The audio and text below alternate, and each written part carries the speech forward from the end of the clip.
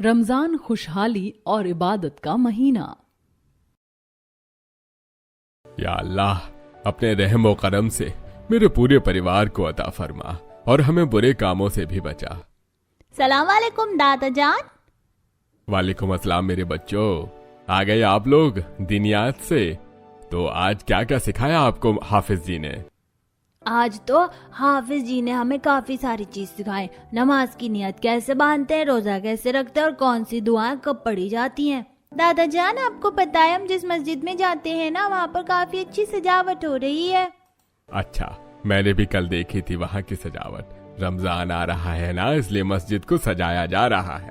वैसे दादा जान, हम लोग ईद क्यों मनाते हैं? और अभी तो रमजान भी आने वाला है, हम रमजान में रोजा क्यों रखते हैं? मेरे प्यारे बच्चों, रमजान वो महीना है जिसमें हमारा कुरान शरीफ नाजिल हुआ था और यहीं से ही हमारा दीन पूरे कायनात में फैला था। रमजान में रोजा रखकर हम अपनी ख्वाहिशों पर काबू करते हैं और साथ ही इस पाक महीने में हम ज़कात जैसे अच्छे कामों को भी करते हैं और जरूरतमंदों की मदद भी। और हाँ, एक जरूरी बात, ये माह रमजान का पाक महीना हमें मिलकर रहना भी सिखाता है। दादा जान, अगर ऐसा है तो फिर हमारी अम्मी जान, चाचा जान एक दूसरे से क्यों लड़ती हैं? घर में हमेशा किसी न किसी बात को लेकर सब एक दूसरे से नाराज रहते हैं। अरे बच्चों, ये नाराजगी सिर्फ थोड़ी देर के लिए होती है और हम नाराज भी उनसे ही होते हैं जिनसे हमें मोहब्बत होती है। दादा जान, फिर तो इस बार हम भी रोजा रखेंगे। हम पूरे 7 साल के हो गए हैं, अब तो हम रोजा रख सकते हैं ना? माशाल्लाह, इस बार हमारे नोमान मियाँ भी रोजा रखेंगे। यह तो बहुत बढ़िया है। अनवर अपने सभी पोता पोती को माह रमजान के बारे में काफी सारी चीज बताता है और अब वो सब नाश्ता करने के लिए दस्तरखान पर आ जाते हैं। भाभी जान, नाश्ता कब तक मिलेगा? हमें यूनिवर्सिटी के लिए लेट हो रहा है। या अल्लाह, मैं तो इस घर की कनीज बनकर रह गई हूँ, कोई भी मदद के लिए नहीं आता। अब घर की बहू की तरह जैनब भी अकेले ही इतना सारा नाश्ता बनाते हुए बड़बड़ा रही होती है। अकेले ही सारा नाश्ता तैयार करके सभी के लिए दस्तरखान पर ले जाती है कि तभी अम्मी जान, हमने आपको आज नाश्ते में मैगी बनाने के लिए कहा था और आपने पराठे बना दिए। इकरा, आजकल आपकी जुबान बड़ी चटोरी हो गई है, चुपचाप से पराठे खाइए। हर भाभी, अभी तक मेरे ओट्स भी नहीं आए हैं, जल्दी से लाइए ना, वरना यूनिवर्सिटी के लिए लेट हो जाऊंगी मैं। सभी को नाश्ता देकर जब जैनब अपनी नंद मुस्कान के लिए ओट्स बनाने किचन में जा रही होती है, तभी जैनब का शौहर आलम आवाज देकर कमरे में बुलाता है। अरे, हमने आपसे रात में ही कहा था ना कि हमारी कपड़े प्रेस करके रख दीजिएगा। हम नहाने जा रहे हैं, हमारी कपड़े प्रेस कर दीजिए, फैक्ट्री के लिए लेट हो रहे हैं हम। या अल्लाह, मैं तो परेशान हो गई हूँ, नंद का ओट्स बनाऊं या इनके कपड़े प्रेस करूं? जैनब अपने शौहर के कपड़े प्रेस करती है और फिर अपनी नंद के लिए ओट्स बनाने लगती है। तभी दरवाजे पर सब्जी वाला आ जाता है। जैनब बाजी, कहाँ हैं आप? मैं सब्जी लेकर आ गया हूँ, ले लीजिए। जैनब पैसे लेकर जल्दी जल्दी दरवाजे पर आती है और सब्जी वाले से सारी सब्जियां ले लेती है। अरे बाजी, आप ठीक तो हैं? कितना पसीना आ रहा है आपको? अभी तो इतनी गर्मी भी नहीं है। भाईजान, किसी भी जन्म में कुछ भी बन जाना, लेकिन एक औरत मत बनना। कनीज बन के रह गई हूँ मैं इस घर की, बस इधर से उधर एक गुड़िया की तरह नाचती रहती हूँ। बच्चों को स्कूल, पति और ससुर को फैक्ट्री और आखिर में नंद को कॉलेज भेजकर जैनब अब दस्तरखान पर बैठकर सुकून से नाश्ता करती है कि तभी नाश्ता करते करते मैं तो भूल ही गई थी कि आज मुझे मशीन भी लगानी है और घर का काम भी कितना ज्यादा है। भाभी जान भी बिल्कुल अपने मायके जाकर बैठ गई हैं, आने का नाम ही नहीं ले रही है। अकेले मैं भी कब तक घर संभालूंगी? अब जल्दी जल्दी नाश्ता करके जैनब सबसे पहले घर के कामों को खत्म करती है और अब घर का राशन और बाकी सामान लेने के लिए बाजार जाती है। सामान लाते हुए जैनब को उसकी सहेली फातिमा मिलती है। सलाम वालेकुम जैनब, कितने दिनों बाद देखी हो? अच्छी हो? सब खैरियत से है? हाँ हाँ फातिमा, सब खैरियत से है। और बताओ, रमजान आने वाला है तो इस बार क्या सोचा है? इस बार तो बच्चों की छुट्टियां भी हैं, एग्जाम खत्म हो गए ना, तो सोच रहे हैं कि रमजान गांव में मनाएं। जो खुशी रमजान गांव में मनाने में मिलती है ना, वो खुशियां शहर में नहीं है। मुझे तो खुद गांव गए हुए पता नहीं कितने साल हो गए और एक मेरी जेठानी है जो हर महीने हफ्तों तक जाकर अपने भाई के घर बैठ जाती है। अल्लाह का शुक्र है कि मेरी तो कोई जेठानी नहीं है, मैं ही अपने घर की बड़ी बहू हूँ। चलो अब मैं चलती हूँ, असर की नमाज का वक्त होने वाला है। जैनब भी अब सामान लेकर घर आ जाती है और नमाज पढ़कर सभी के लिए रात का खाना बनाती है। इस बार काफी सारे मुलाजिम हैं जो रमजान के लिए अपने अपने घर जाएंगे। काफी कम मुलाजिम ही फैक्ट्री में रहेंगे, तो काम हमें ही संभालना होगा। अरे कोई बात नहीं बेटा, साल भर में एक ही बार तो रमजान आता है जिसमें हम अपने परिवार के साथ इबादत करते हैं, वक्त बिता पाते हैं। वैसे मैं सोच रहा हूँ रमजान से पहले घर की अच्छी से पुताई करवा लूं। 4 साल पहले करवाई थी पुताई। और मेरे कमरे को तो पेंट की कुछ ज्यादा ही जरूरत है, पपड़ी झड़ने लगी है अब। जैनब बहू, आज की बिरयानी थोड़ी तीखी सी लग रही है। आयशा बहू सही बनाती है बिरयानी, उसकी जैसी बिरयानी तो तुमने अभी तक बनानी भी नहीं सीखी। तो बड़ी अम्मी जान, उनको बुलवा कर ही बिरयानी बनवा लीजिए ना, मैं क्यों खामखा इतनी तकल्लुफ कर रही हूँ। ये आप किस तरह से बात कर रही हैं अम्मी जान से? अम्मी जान ने आयशा की बिरयानी की तारीफ ही तो की है, और आप ये बात जानती हैं कि आयशा खाना बनाने में आपसे ज्यादा माहिर है। हाँ हाँ क्यों नहीं, मेरे बनाए हुए खाने को तो खाकर आप सबको लूज मोशन लग जाते हैं ना। अपनी दादी सास नूरजहां की बातों को सुनकर जैनब का मुंह बन जाता है। और अब किचन का सारा काम खत्म करके जब जैनब कमरे में बैठी होती है कि तभी आलम आता है। क्या हुआ बेगम जान, सुबह से देख रहा हूँ मुंह बना हुआ है, आपकी तबीयत तो ठीक है ना? आपने बाहर बड़ी अम्मी जान की बात नहीं सुनी क्या? मैं इस घर के लिए कितना ही क्यों ना कर लूं, लेकिन सब मुझे भाभी जान से तोलते रहते हैं। खुद तो वो मायके में जाकर बैठ गई हैं और यहाँ मुझे अकेले घर संभालना पड़ रहा है। खुदा कसम सांस लेने की भी फुर्सत नहीं मिल रही है मुझे। अरे मैं भी काफी वक्त से ये देख रहा हूँ, मैं कल ही भाईजान से इस बारे में बात करता हूँ। अगले दिन फैक्ट्री में आलम अपने बड़े भाई फरहान से इस बारे में बात करता है। मेरी बीवी को गए हुए 4 दिन नहीं हुए हैं अभी ठीक से, और तुम्हारी बीवी घर के कामों से इतनी जल्दी थक गई। अरे भाभी जान तो हर महीने ही अपने मायके जाती है, सारा काम का बोझ मेरी बीवी पर आ जाता है। छोटी बहू होकर भी वो घर की सारी जिम्मेदारी संभाल रही है। मेरे ख्याल से आपको भाभी जान से इस बारे में बात करनी होगी, वरना मैं भी अपनी बीवी को घर के इतने काम करने से मना कर दूंगा। आलम की बातें सुनकर फरहान का मुंह बन जाता है, जिसके बाद फरहान अपनी बेगम आयशा को कॉल करता है और सारी बात बताता है। और अब आयशा समय से पहले ही वापस अपने ससुराल आ जाती है। देखो आखिरकार आ गई बेगम साहिबा, कैसे भर भर के सामान लाई है अपने मायके से, लेकिन मजाल है कि हमें कुछ दिखा दे। कैसे घूर घूर कर देख रही है मेरे सामानों को। 4 दिन मेरे बिना घर क्या संभाल लिया, जरा इसकी ऐंठ तो देखो। खुदा बचाए ऐसे लोगों से। अरे अरे बस भी करो, दोनों एक दूसरे को घूरती रहोगी। जाकर नमाज पढ़ो और दिमाग ठंडा करो। दोनों का ही एक दूसरे से मुंह बना होता है। अपने अपने बीवियों की वजह से दोनों भाइयों में भी थोड़ा थोड़ा मनमुटाव होने लगा था। अरे देख रही हो ना आप अम्मी जान, रमजान आने में कुछ दिन रह गए हैं और ये लोग कैसे एक दूसरे से खफा होकर बैठे हैं। अरे अनवर बेटे, ये सिर्फ कुछ दिनों की नाराजगी है। रमजान आते आते ये सब खुद ब खुद एक साथ हो जाएंगे, क्योंकि रमजान में एक दूसरे की मदद के बिना ये लोग रह ही नहीं सकते। अब इसी तरह दिन गुजरने लगते हैं और रमजान में सिर्फ 1 हफ्ता रह जाता है और आज घर में पुताई करने वाले आए हैं।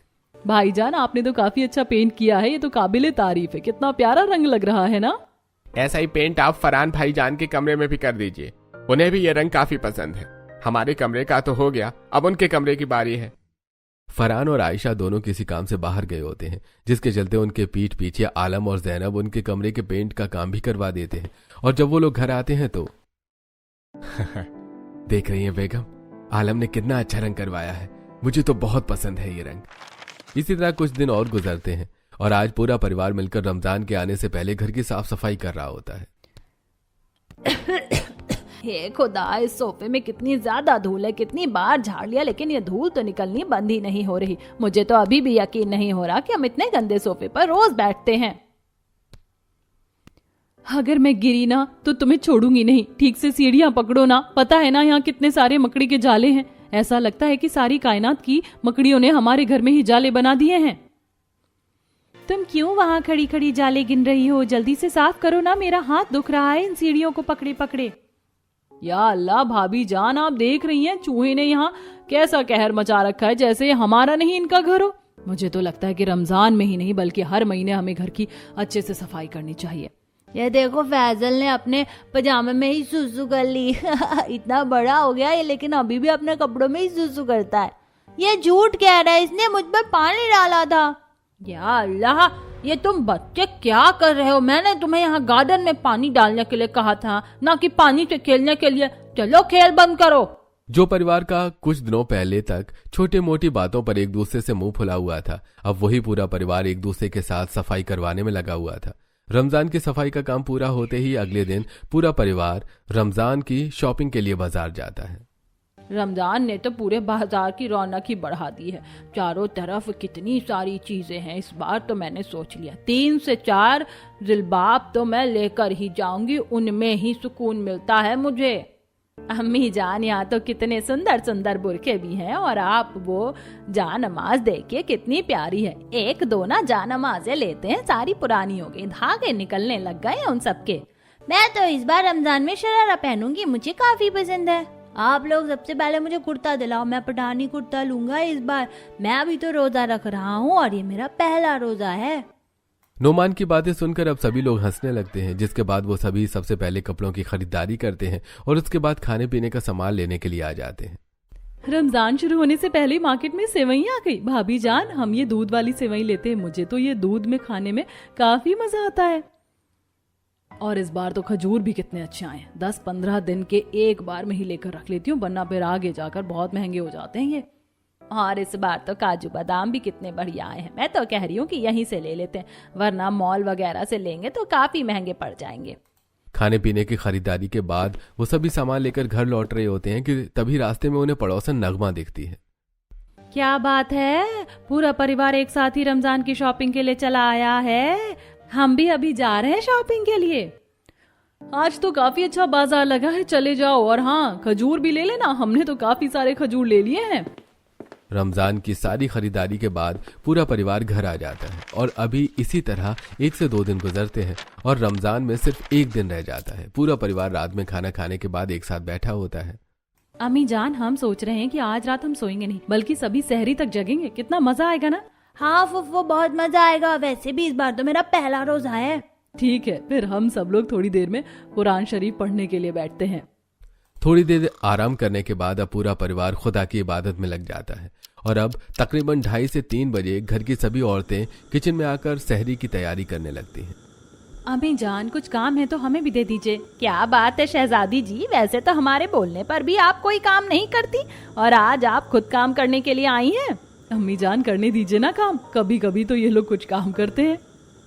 आयशा की बात सुनकर सब हंसने लगते हैं, जिसके बाद अब वो सभी मिलकर सहरी में अलग अलग तरह के पकवान बनाते हैं। तो वहीं घर के मर्द उन पकवानों को ले जाकर दस्तरखान पर रखते हैं। इन लोगों ने सहरी में ही इतना सब कुछ बना लिया, पता नहीं इफ्तारी में कितना कुछ बनाएंगे। सहरी का वक्त होने वाला, तुम लोग जल्दी से मुंह हाथ धोकर आ जाओ। सभी लोग घर में मुंह धोने लगते हैं तो वहीं आयशा जाकर बच्चों को उठाती है। हमें नींद आ रही है, सोने दीजिए ना, बिना सहरी के रोजा रख लेंगे। आप लोग तो पूरी रात भर जागने की बात कर रहे थे और आधे घंटे में ही सो गए। चलिए अब जल्दी से उठ जाइए, बिना सहरी के रोजा नहीं रखते, वरना अल्लाह नाराज हो जाएंगे। आयशा सभी बच्चों को उठाकर बाहर ले आती है और अब पूरा परिवार मिलकर एक साथ सहरी करता है। मैं तो बहुत ज्यादा एक्साइटेड हूँ अपने पहले रोजा के लिए। सभी लोग अच्छे से सहरी कर लेते हैं। तभी थोड़ी देर में मस्जिद में सायरन बजता है, जिसके बाद अब सभी नमाज पढ़ते हैं और नमाज पढ़कर खुदा से दुआ करने लगते हैं। या अल्लाह, आज माह रमजान का पहला रोजा है, हम सभी को हिम्मत देना कि हम हर साल की तरह इस साल भी रोजा अच्छे से रख सके और हमसे कोई गुनाह ना हो। नमाज और दुआ के बाद अब सभी थोड़ा आराम कर लेते हैं और सुबह होने के बाद सभी अपनी यूनिवर्सिटी और फैक्ट्री के लिए निकल जाते हैं। तो वहीं घर की बहुएं मिलकर काम में लग जाती हैं। भाभी जान, जौहर की नमाज का वक्त हो चला है और आप अभी तक घर के कामों में ही लगी हैं। आप जाकर नहा लीजिए, मैं तब तक बाकी का काम कर लेती हूँ। अरे हाँ, घर के काम के चक्कर में तो मैंने वक्त ही नहीं देखा। आयशा अब जाकर नहा लेती है और घर की सभी औरतें एक साथ जौहर की नमाज अदा करती हैं। तो वहीं दूसरी तरफ अनवर भी अपने दोनों बेटों के साथ फैक्ट्री के लंच टाइम में नमाज पढ़ने के लिए जाता है। रमजान की वजह से आसपास कितनी ज्यादा रौनक हो गई है ना, कितना अच्छा लग रहा है। काश रमजान साल में एक बार नहीं पूरे 12 बार आता।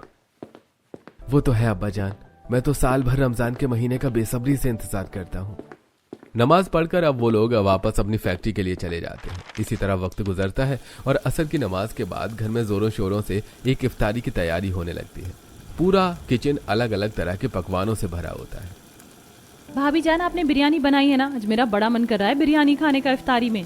और मेरे दही भल्ले, मैं तो वही खाऊंगी इफ्तारी में। हाँ बाबा, सबका मनपसंद खाना बनाए इफ्तारी में। चलो अब तुम सब लोग जल्दी से ये सारे फ्रूट्स को अच्छे से काट लो, इफ्तारी का समय हो रहा है। आयशा बहू, थोड़ा जल्दी कर, इफ्तारी में 1 घंटा रह गया है, बस ये लोग भी फैक्ट्री से आते ही होंगे। इफ्तार से थोड़ी देर पहले ही अनवर अपने दोनों बेटों के साथ आ जाता है। रोजा खोलने में 15 से 20 मिनट होते हैं, जिसे देखकर नोमान, दादी जान रोजा कब खुलेगा? अभी तो पूरे 20 मिनट हैं। बेटा ऐसे नहीं बोलते, अल्लाह नाराज होते हैं। सिर्फ 20 मिनट तो रह गए और ये तुम्हारा पहला रोजा है ना, इसीलिए तुम्हें इतना लग रहा है। धीरे धीरे आदत हो जाएगी। अब सभी लोग थोड़ी देर में वजू बनाकर बैठ जाते हैं और जैसे ही मस्जिद में सायरन बजता है तो सभी रोजा खोलने की दुआ करके खजूर से अपना रोजा खोलते हैं और अब सभी मिलकर इफ्तारी करते हैं। तभी नन्ही आलिया, जिसने अभी तक रोजा नहीं रखा होता है, वो अपनी अम्मी जान का बुर्का पहन कर आती है, जिसे देखकर सभी लोग हंसने लगते हैं। अरे आलिया बेटा, ये सब क्या है? आपने अपनी अम्मी जान का बुर्का क्यों पहना है? क्या हुआ दादी जान, हम अच्छे नहीं लग रहे हैं क्या? हमने अम्मी जान से कहा था कि हमें भी ऐसे ही बुर्का चाहिए, लेकिन उन्होंने हमें दिलवाया ही नहीं, इसीलिए हमने अम्मी जान का बुर्का पहन लिया। अरे किसने कहा कि मेरी गुड़िया रानी इससे अच्छी नहीं लग रही है? बल्कि मेरी गुड़िया रानी तो इस कायनात की सबसे सुंदर बच्ची दिख रही है। चलो अब आप ऐसे ही खड़े रहो, हम लोग आपकी फोटो लेते हैं। आलिया सच में उस बुर्के में बिल्कुल अपनी माँ की तरह दिख रही थी, जिसे देखकर सभी को उस पर काफी प्यार आता है और अब सभी उसकी ढेर सारी फोटो लेने लगते हैं। अरे वैसे कुछ भी बोलो, रोज के खाना और इफ्तारी के खाने में जमीन आसमान का फर्क होता है। इनका तो जायका ही बदल जाता है। वो तो है अब्बा जी, मुझे तो लगा था कि इस बार बिरयानी अच्छी नहीं बनेगी, लेकिन जायकेदार बनी है। इफ्तारी करने के बाद अब सभी लोग नमाज पढ़ने के लिए बैठ जाते हैं और अब तरावी की नमाज तक सभी लोग कुरान शरीफ पढ़ते हैं और रात में तरावी की नमाज अदा करके सभी सो जाते हैं और अगले दिन फिर से सभी लोग सहरी की तैयारी में लग जाते हैं। इसी तरह कुछ दिन गुजरते हैं। बोलो आलिफ बता। आलिफ बा। नूरजहां अपने पोता पोती को अलिफ बे ते से पढ़ना सिखा रही थी कि तभी अनवर घर आता है। क्या बात है अम्मी जान, आज आप पढ़ा रही हैं बच्चों को? जब से तुम मेरे लिए मुझे चश्मा लेकर आए हो ना, सारे अल्फाज साफ साफ दिखाई देते हैं। नमाज में वक्त था तो सोचा बच्चों को थोड़ा सिपारा ही पढ़ा दूं। चलो ये तो आपने सही किया। वैसे आज मैं ढेर सारा चिकन लेकर आया हूँ। सोच रहा हूँ शाम की इफ्तारी में चिकन रोल, बर्गर और साथ में चिकन पिज्जा बनवा लूं। क्यों बच्चों, तुम्हें ये पसंद है ना? दादा जान आप तो वर्ल्ड के बेस्ट दादा जान हो। अब तो हमें इफ्तारी का और बेसब्री से इंतजार है। जब से रमजान शुरू हुआ था तब से आए दिन इफ्तारी में तरह तरह के अलग पकवान बन रहे थे। इसी तरह समय गुजरता रहता है। बढ़ती उम्र की वजह से सलमा की थोड़ी तबीयत खराब हो जाती है और आज रोजे की हालत में सलमा को थोड़े चक्कर आ जाते हैं, जिसे देखकर सभी काफी परेशान होते हैं। आप ठीक तो है ना? इसीलिए मैंने आपको कहा था कि आप इस बार रोजे मत रखिए। रोजे के चक्कर में आप टाइम से अपनी दवाई नहीं खा पाती। अल्लाह माफ करे अम्मी जान, इरम बिल्कुल ठीक कह रही है। डॉक्टर ने आपको 3 वक्त दवाई खाने के लिए कहा है और आप 1 वक्त की दवाई खाती हैं। माना रोजे रखना बहुत जरूरी है, लेकिन अल्लाह ने ये तो नहीं फरमाया कि उसके बंदे खराब हालत में भी उसके लिए रोजे रखें। बिना रोजे रखे भी आप खुदा की इबादत कर सकती हैं। हाँ बाबा, लेकिन अभी मेरे शरीर में काफी ताकत है और जब तक हिम्मत रहेगी मेरे तब तक मैं रोजे रखूंगी। वो पानी की वजह से बस थोड़े चक्कर आ गए। शाम को जब रोजा खोलूंगी तो ढेर सारा पानी पी लूंगी, ठीक है?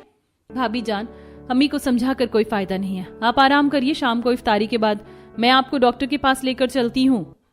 ऐसे ही कुछ समय और गुजर जाता है। आज इफ्तारी में बने पकवान लेकर बच्चे सबसे पहले मस्जिद जाते हैं। नौमार, आज तुम भी आए हो मस्जिद में इफ्तारी देने। देखो मेरी अम्मी जान ने तो कितनी सारी चीज बनाई है, पकौड़ी सेवई और भी कई सारी चीजें।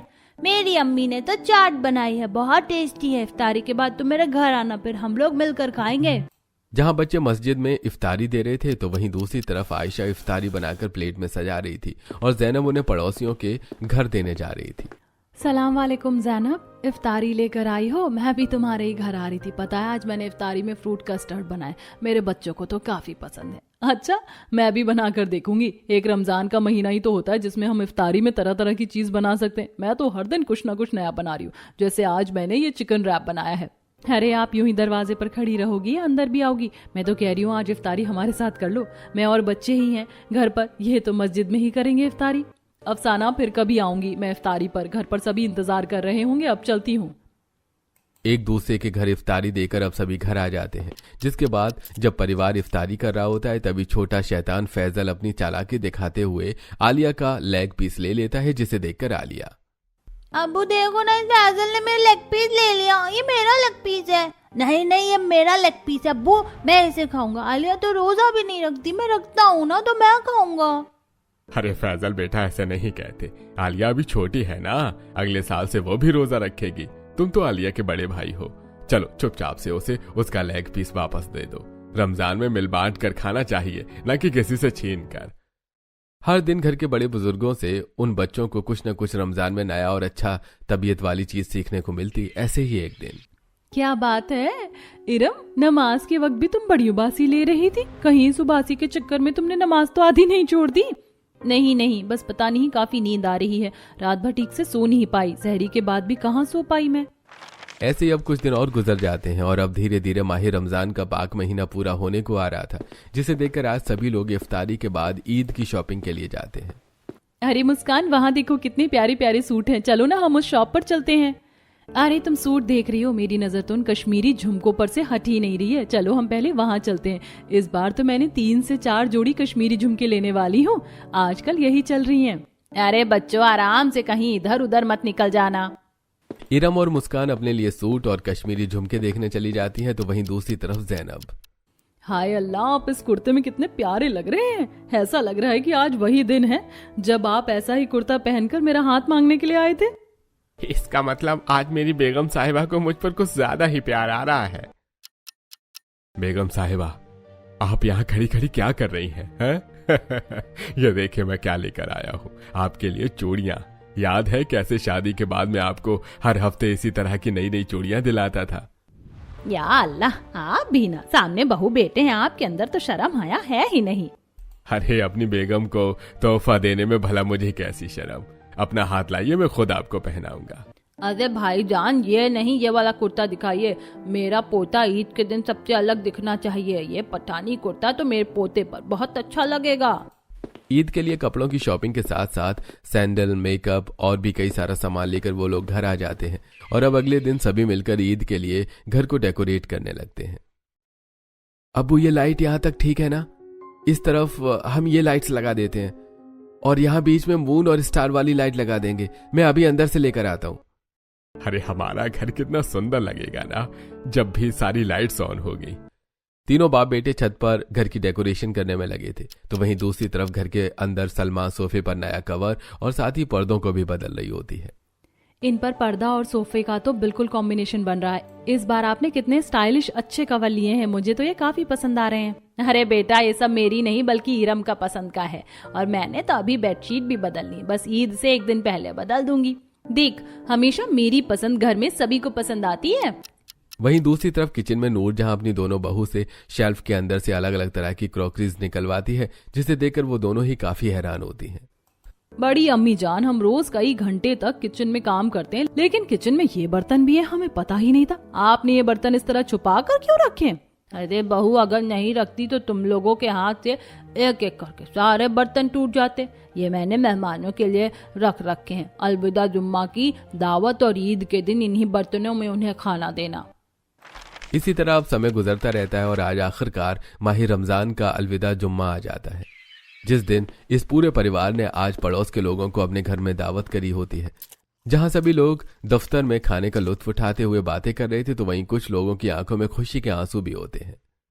आखिरकार वो दिन आ ही गया जिसका हम सभी को बेसब्री से इंतजार था। बस 2-3 दिन और का चांद भी नजर आ जाएगा। अच्छे दिन इतनी जल्दी क्यों खत्म हो जाते हैं? ऐसा लग रहा है अभी कल ही तो रमजान का पहला रोजा था और अब देखो, देखते ही देखते सारा रमजान निकल गया। मैं तो दुआ करूंगी कि अगले साल जल्द से जल्द रमजान आए और फिर हम सब मिलकर इसी तरह खुदा की इबादत करें। सभी लोग अलविदा जुम्मा की दावत को काफी एंजॉय करते हैं। इसी तरह 2 दिन गुजर जाते हैं और आज चांद रात का दिन होता है। हर कोई आसमान में ईद का चांद निकलने का बेसब्री से इंतजार कर रहा होता है। पुप्पो, अब तो रोजा भी खुल गया और 8 बजने वाले, लेकिन अभी तक ईद का चांद क्यों नहीं नजर आया? कल ईद है ना, मुझे मेहंदी भी लगवानी है। हाँ बेटा, कल ईद है, लेकिन बिना ईद का चांद देखे अभी तक हम कुछ कह नहीं सकते। थोड़ी देर और रुक जाओ, क्या पता ईद का चांद नजर आ जाए। सभी बच्चे बार बार गली और छतों पर जाकर ईद के चांद का निकलने का बेसब्री से इंतजार कर रहे होते हैं कि तभी अनवर न्यूज में देखता है कि कई जगहों पर ईद का चांद नजर आ गया है। ईद का चांद नजर आते ही सभी लोग काफी खुश हो जाते हैं और अब एक दूसरे से गले मिलकर सभी को एक दूसरे को मुबारकबाद देते हैं। ईद का चांद मुबारक हो भाईजान, भाईजान मुबारक हो। अरे तुम्हें भी मेरे छोटे भाई ईद का चांद मुबारक हो। आखिरकार ईद का चांद निकल ही आया। पता है सुबह से बच्चे ईद के चांद का बेसब्री से इंतजार कर रहे थे। अब तो ईद का चांद भी निकल आया, तो क्यों ना हम सब लोग मेहंदी लगवाने चले। मैंने तो फोन में मेहंदी का डिजाइन भी सेलेक्ट करके रख लिया है। बड़ी दादी जान आप इनको बोलो ना, ये लोग जल्दी से मेहंदी लगवाने चलेंगे। चांद इतना ज्यादा खूबसूरत लग रहा है ना, मैं तो इस बार चांद वाली ही मेहंदी लगवाऊंगी। कान खोल कर सुन लो तुम सब, मेरी पोती का हुक्म हुआ है, जल्दी सब तैयार हो जाओ और मेहंदी लगवाने जाओ, फिर घर आकर तुम लोगों को काम भी तो करना है। अब सभी लोग जल्दी से तैयार होते हैं और पास के मार्केट में ही मेहंदी लगवाने के लिए चले जाते हैं। ईद का चांद निकलते ही पूरा बाजार लोगों से भर चुका था। अल्लाह कितनी ज्यादा भीड़ हो रही है ना, थोड़ी देर पहले तक तो बाजार में बिल्कुल भी भीड़ नहीं थी। मुझे नहीं लगता कि हम लोग मेहंदी लगवा भी पाएंगे। क्यों नहीं लगवा पाएंगे अम्मी जान, वो देखिए वो मेहंदी वाला खाली है, हम वहां चलते हैं और जल्दी से सब मेहंदी लगवा लेते हैं। अपने अपने पसंद की मेहंदी लगवाने के बाद अब सभी लोग घर आ जाते हैं और अब रात का खाना बाहर से ही आता है। बच्चों के सो जाने के बाद अब दोनों जल्दी से मेहंदी के हाथ धोती हैं और थोड़ी देर आराम करने के बाद तकरीबन रात के 2:30-3 बजे उठकर ईद के पकवानों की तैयारी शुरू कर देती हैं। ज़ैनब इस बार तो खाने की लंबी सी लिस्ट तैयार है। एक काम करते हैं, सबसे पहले सेवैयां ही बना देते हैं। हाँ भाभी जान, मैं भी यही सोच रही थी, दूध की चीज बनाकर अलग से रख देते हैं, जिसके बाद सारी तीखी चटपटी चीज बनेगी। सुबह के 5 बजे तक दोनों बहुएं मिलकर ईद के सारे पकवानों को तैयार कर देती हैं। तो वहीं अब थोड़ी देर में मस्जिद में ईद की नमाज का ऐलान हो जाता है। सुबह मैंने आपको वक्त से उठा दिया था, लेकिन आप तो औरतों से भी ज्यादा तैयार होने में वक्त लगाते हैं। ईद की नमाज का वक्त हो चला है, सभी लोग अपने अपने घरों से निकल गए और आप हैं कि अभी तक बस टोपी ही लगा रहे हैं। अरे जा रहा हूँ बेगम साहिबा, बस जा रहा हूँ। इतर तो लगा लूं या वो भी रहने दूं। अपने दोनों बेटों और पोतों को लेकर अनवर पास की मस्जिद में ईद की नमाज पढ़ने के लिए चला जाता है। तो वहीं दूसरी तरफ घर की औरतें अब जल्दी से नहा धो लेती हैं और सब एक साथ ईद की नमाज अदा करती हैं। या अल्लाह, अगर इस माह रमजान में रोजा रखने में हमसे किसी भी तरह का गुनाह हुआ हो तो हमें माफ करना और हमारी सारी दुआओं को कबूल फरमाना। आप लोग हमें कब तैयार करेंगे? हमें अपने ईद के कपड़े पहनने, हमारे सभी दोस्त तैयार होकर घूमने भी लग गए हैं। तुम लोग जाकर पहले इन दोनों को तैयार कर दो, वरना पूरा घर सर पर उठा लेंगे। आयशा और जैनब मिलकर दोनों बच्चों को टेहर कर देती हैं कि तभी नमाज पढ़कर सभी लोग घर आ जाते हैं और अब पूरा परिवार एक साथ बैठकर ईद की सेवैयां खाता है। इस बार तो ईद की सेवई का जायका ही कुछ और है और आज तो मैं 4 कटोरी ज्यादा सेवैयां खाऊंगा। दादा जान सेवई बाद में खा लेना, आप पहले हमारी ईदी तो दो।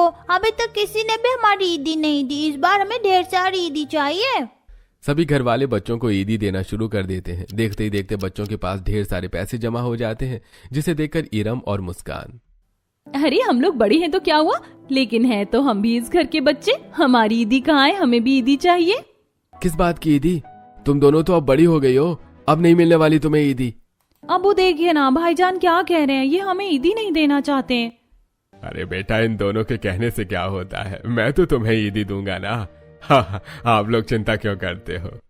अब सभी लोग इरम और मुस्कान को भी ईदी देते हैं, जिसे देखकर वो दोनों अब काफी ज्यादा खुश हो जाती हैं। आखिरकार हमें भी ईदी मिल गई, अब आप लोग मनाएं घर में ईदी, हम तो अपनी सहेलियों के साथ चले बाहर घूमने के लिए। मुस्कान और इरम जल्दी से अपना बैग लेती हैं और अपनी सहेलियों के साथ ईद पर घूमने के लिए निकल जाती हैं। तो वहीं अब धीरे धीरे आस पड़ोस के लोग भी एक दूसरे से मिलने जाते हैं। ईद मुबारक हो, कैसे हैं आप सब, खैरियत से तो हैं? आप लोग तो आए नहीं तो सोचा हम ही आ जाते हैं सेवई लेकर। अरे वालेकुम सलाम, हम तो बस आने वाले थे, इससे पहले आप आ गए। अब आए हैं तो आराम से बैठ कर जाइए, बहुत सारी बातें करनी है। आप लोग बैठे, मैं आप लोगों के लिए कुछ खाने को लेकर आती हूँ, मेरी बहुओं ने तो काफी कुछ बनाया है। सारे मेहमान आपस में बातें करने लगते हैं। तो वहीं अब जो घर पर आ रहा था वो सब बच्चों को ईदी दे रहा था, जिससे बच्चों की तो चांदी ही चांदी थी। अल्लाह का शुक्र है कि इस बार रमजान खैर और बरकत से गुजरा और ईद भी इतनी अच्छी जा रही है, वरना घर में जो लड़ाई हुई थी उसे देखकर तो मुझे लगा ही नहीं था कि इस बार हम लोग हंसी खुशी रमजान मना पाएंगे। अम्मी जान, लड़ाई किस घर में नहीं होती, लेकिन एक रमजान का महीना ही होता है जब हम सब अपने सारे गिले शिकवे को भूलकर एक दूसरे के गले लग जाते हैं। रमजान का महीना खुशी और इबादत का एक ऐसा महीना है जिसमें दुश्मन से दुश्मन भी अपनी सारी लड़ाई गिले शिकवे को भूलकर एक दूसरे के गले लगकर इस पाक महीने को मनाता है। और इस परिवार की तरह ही हम लोगों को भी अपने मन से सारी बुराई और एक दूसरे के लिए मन मुटाव को मिटाकर इसी तरह रमजान का पाक महीना मनाना चाहिए।